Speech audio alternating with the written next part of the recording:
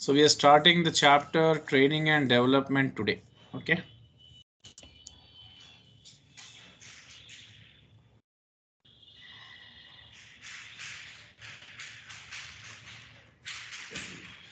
So what are you going to learn under training and development?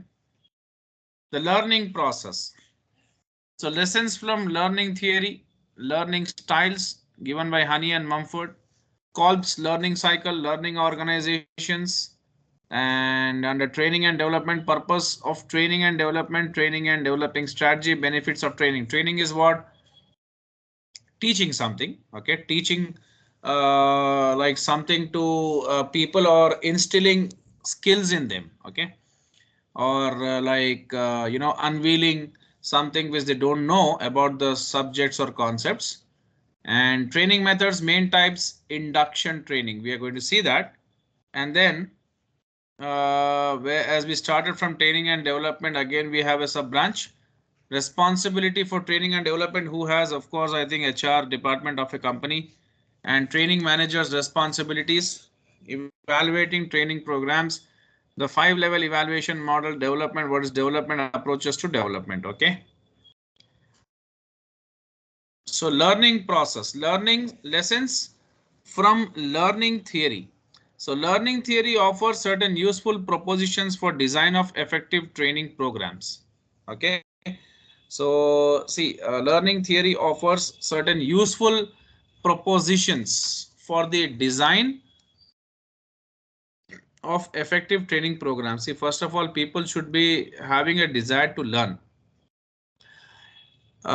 If it is like they have a desire to learn, then we can expect a kind of like enthusiasm amongst the like trainees for learning something. So that makes the training programs very effective, right?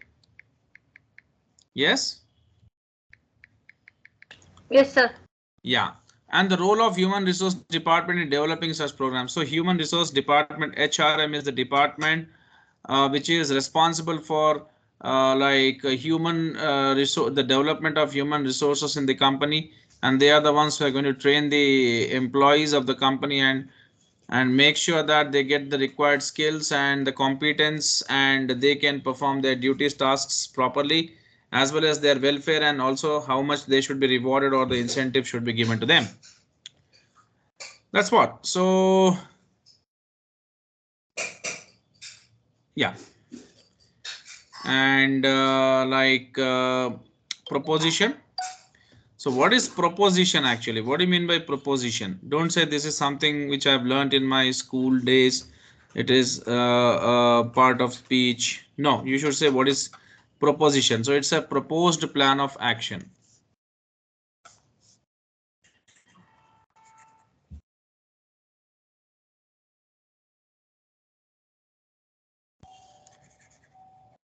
Proposed plan of action, or you can say detailed suggestion. And maybe opinion too, sir. Yeah, that's what. Yes. Someone has a opinion, a hypothesis, a belief. So proposition, the individual should be motivated to learn. Okay, that's a suggestion, right? We can say it's a kind of a suggestion. Some suggestions, see, are required to run a business. So if there is a proposition that individuals should be motivated to learn, that means it's a very good suggestion or an offer given to an individual, and making them understand the importance of learning in the company. So comment, the advantages of training should be made clear according to individuals' motives, money, opportunity, valued skills, or whatever. So individuals should be motivated to learn, that is important, and the advantages of training for them should be very much clearly like made to them. It should be something which could fulfill the individual's desires related to money, their motive, their opportunity, what they're getting, and skills or whatever. So there should be Clear objectives and standards set so that each task has some meaning. Yes, each stage of learning should present a challenge without overloading trainees or making them lose confidence. Yeah, it should be, they should be filled with good amount of knowledge so that they could face challenges and shouldn't lose confidence. Specific objectives and performance standards will help trainees in planning and control process that leads to learning and provide targets against which performance will constantly be measured. There should be timely relevant feedback on performance and progress. Yes, it's not only that individuals should be motivated to learn, or there should be clear objectives and standards set so that each task has some meaning for them. Timely relevant feedback on performance and progress should also be taken. This is usually This will usually be provided by trainer and should be concurrent or certainly not long delayed. If progress reports or performance appraisals are given only at the year end, for example, there will be no opportunity for behavior adjustment or learning in the meantime. So timely feedback should be given for or feedback should be given to the people who are learning. Okay, so that they can do corrections meanwhile. Okay, not giving them the final feedback at the end of the year, so that they will it shouldn't be too late for them to make any kind of improvements. Positive and negative reinforcement should be judicially used. So recognition and encouragement enhance individuals, of course, and someone is recognized or that gives encouragement to them. Confidence in their competence and progress. Punishment for poor performance, especially without explanation and correction, discourages the learner and creates feelings of guilt, failure, and hostility. So definitely they want recognition. Okay, and they want encouragement, and that can enhance their confidence and in their competence. That means they should be competent enough to do some work, and also in their progress. So punishment should be definitely a part of their journey. And for their poor performance, definitely they should expect some kind of penalty on them, especially without explanation and correction. Uh, that shouldn't be happening. If that happens, then it will discourage the learner and create feelings of guilt and failure and hostility in them. So they should be corrected actually for their wrongdoings. Active participation is more telling than passive. Yes, active participation is important, right? Passive is not. So actively, if you are involved in day-to-day affairs, then definitely you will be more aware instead of waiting for a last moment and getting involved. So if a high degree of participation is impossible, practice and repetition can be used to reinforce receptivity, and that is you can receive things. However, participation has the effect of encouraging ownership of the process of learning and changing, committing individuals to it as their own goal, not just an imposed process. Learning styles given by Honey and Mumford. Honey and Mumford in 1986 identified 4 learning styles that people adopt. Knowledge of the style favored by learner helps to tailor learning activities. So there are theorists, reflectors, activists, pragmatists. So theorists seek to understand underlying theoretical concepts, taking an intellectual, logical approach to actions. So they learn from the theory, the theoretical concepts. Okay, and they can take actions accordingly. Reflectors observe and consider phenomena that act at their own pace. Okay, they do the observation and they consider the phenomena which are very important for them to act. And activists like to learn by doing something. That means they are very much involved in the day-to-day affairs, and they act first and consider the consequences afterwards. And that means they always want to act. The consequences is what they're not looking for, not caring about it. Pragmatists study if there is a direct link to practical problems. On the job training is what that we see this kind of approach. They like to learn how to do something rather than underlying theory. Kolb's learning cycle. So learning cycle of Kolb given in 1984 demonstrates that experiential learning involves trainees learning through experience. That means Someone can learn from their experiences. The trainees can learn from their experiences, right? So first stage, have an experience. So concrete experiences. That means you should have a very strong experience actually. Second stage, observation and reflection. That means whatever the experience you have, then if you apply that experience on some task, then you can observe, and then it also reflects, right? Like it shows that, yeah, that the experience what you have had has paid you, isn't it so? And Yes, sir. then formation of abstract concepts and generalizations. Okay. Reflection is nothing but like like it sends back this, it gives the signals to you, right? That like your experience, what you have applied can definitely give you some fruitful results, right? Now,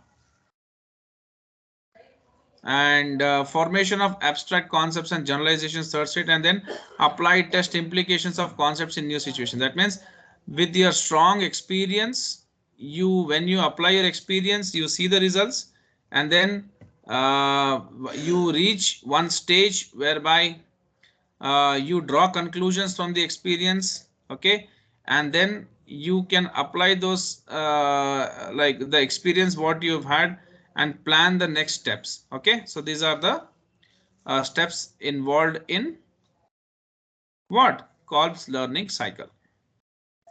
So what does Kolb's learning cycle say?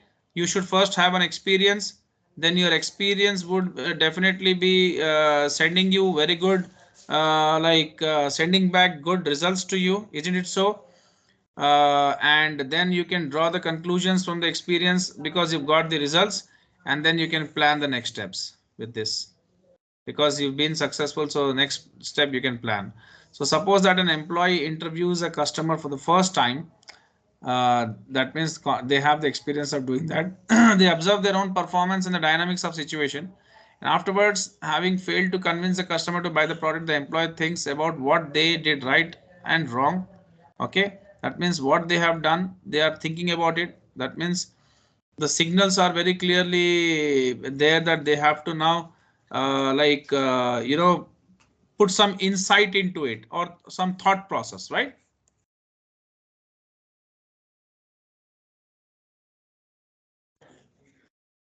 Right.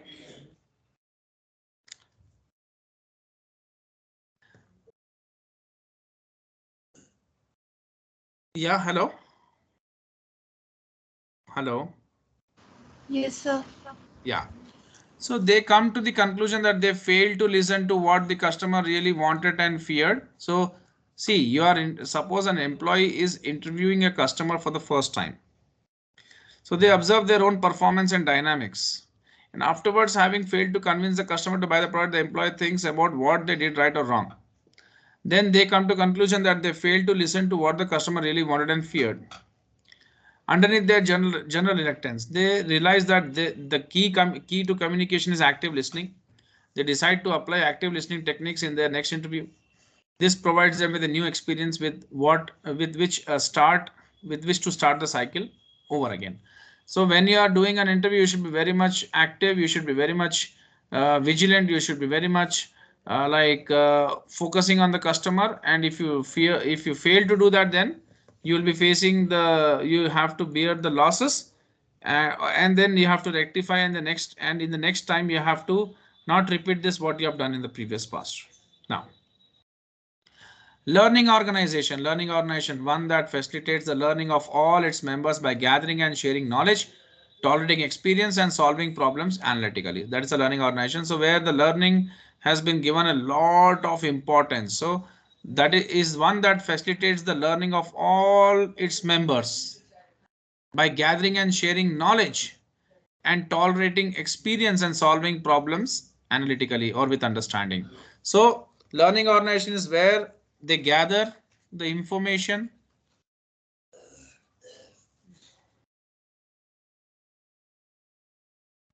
Information can lead to decision making, because if you get an information, you can take good decisions. Then gather information, share knowledge, information about what is required, share knowledge, and then you should have tolerance, and you should solve problems analytically. That is with a thorough study. After understanding everything and making a thorough study, you should be try to solving a problem. Learning organizations are good at what? Experimentation. That is tolerate risk and things that things may go wrong. Learning from past experience. Yeah, see what is learning? You learn from your present, you learn from your past, and you learn from your mistakes. Okay, you learn from your peers, you learn from your like elders every time, right? So organization also learn, like a learning organization is something uh, which is good at experimenting things. Okay, that means they want to take some risks, and sometimes it may go wrong as well. That's the reason why they are taking some. When I say they are taking some risk, that means they are not worried about something going wrong, and they learn from their past experiences, they learn from others, and then transfer knowledge quickly and efficiently throughout the organization once they get desired results. Suppose some practical ways of Suggest some practical ways of becoming a learning organization. So what can be your answer? I'm waiting fast. Hello. Yes, sir. What can be your answer for this?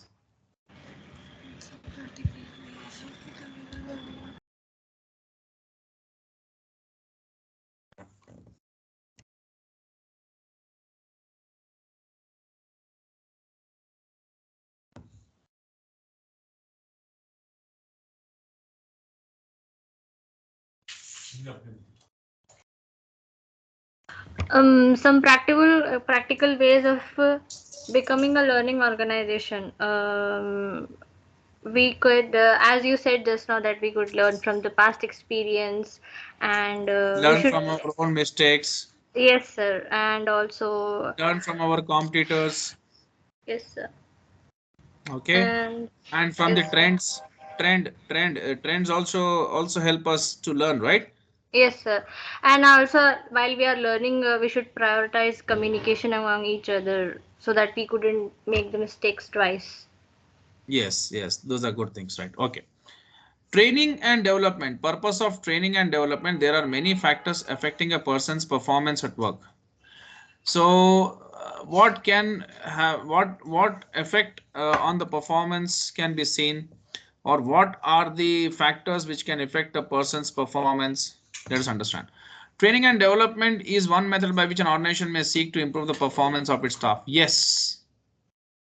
So one of the most important factors which can have an effect on a person's performance at work is a proper training. If someone is well trained, then we expect very good performance from him or her, and we don't expect any blunders from them, right? We don't expect any blunders from them. Why? Because they have the skills, the required skills. They have learned how to perform a certain task, and it is They very have the experience. they have the experience, and it's very tough to find to commit any kind of blunders, right? So training can make a person's activity more refined and less erroneous. Yeah, so the main purpose of training and development is to raise competence and therefore performance standards. The level at which they are now performing would be definitely a very high quality because they have got the required training. It is also concerned with personal development. Some you see people, they give suppose there's a tailor and someone has given a shirt to a tailor to stitch. Then like a very good experience and a good training the tailor has taken, and he has now developed into a very experienced one. We expect that he is not going to spoil anything, right? Now, and helping and motivating employees to fulfill their potential. So training methods: off the job training, on the job training. Off the job training is some courses they can take, internal, external, CBT, computer based tests, e-learning via internet, case studies or role play. On the job training, coaching, observation, job rotation, apprenticeship. That is, many people they go for internships, right? Now, training and development strategy. Organizations create training and development strategies to tie in with the overall business strategy. A systematic approach should be used to developing the strategy to ensure that the training undertaken meets the needs of the organization. Yeah, the training what is been given, that should be something which should be in alignment, or should be in sync with the organization's goals, right? So training raises competence levels in current position. Development, see, with good training and you always apply your skills, one day there will be a development scene and you develop into some into some expert, right? And growth of a person's ability and potential, right? And education, knowledge acquisition. So training, it raises your competence levels or skills. Development, it grows the ability of a person, or it improves the potential, okay? And education is nothing but knowledge acquisition, you acquire knowledge. So benefits of training or for the organization include: improves productivity of staff, reduces accidents, improves motivation and retention of staff, improves quality of staff, attracts better staff, enables succession planning and career development, source of competitive advantage through innovation, helps build corporate culture. Benefits of training for employee include: enhanced portfolio of skills, that means they get many skills. Psychological benefits, they have confidence and self-esteem. Social benefit, can help satisfy social needs. The job helps them to do it successfully. So training methods, we will start this tomorrow. I already said, right, I have a visit, doctor's visit, so I have to go. Hello. Okay, sir, no problem. Yeah, only for today. Actually, I even came late. I had a visit. Tomorrow I will finish this chapter. It will be done by tomorrow. Okay. Sure, Okay, sir. sir. Yeah. Okay. Okay. Thank you so much.